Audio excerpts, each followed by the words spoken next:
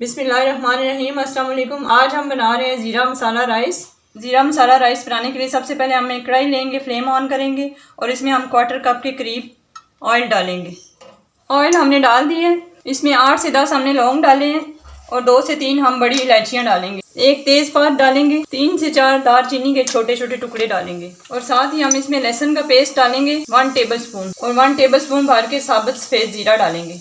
इन सारे मसालों को मीडियम लो हीट पे फ्राई करेंगे 1 मिनट के लिए।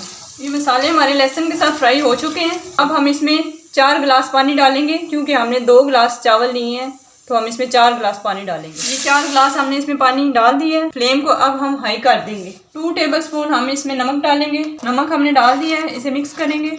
1 टीस्पून हम इसमें चिकन पाउडर डालेंगे। ये ऑप्शनल है, अगर आपके पास है डालें, वरना मत डालें। अब हम इसे मिक्स करेंगे और पानी के बॉयल आने का वेट करेंगे। पानी में बॉयल आ चुका है। ये 2 गिलास चावल थे जिनको हमने भिगो दिया था पकाने से 10-15 मिनट पहले।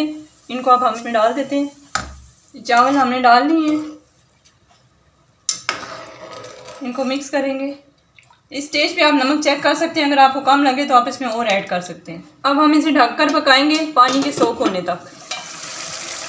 चावलों में पानी खुश्क हो गया और इसको खुश्क होने में तकरीबन 5 से 7 मिनट लगे हैं।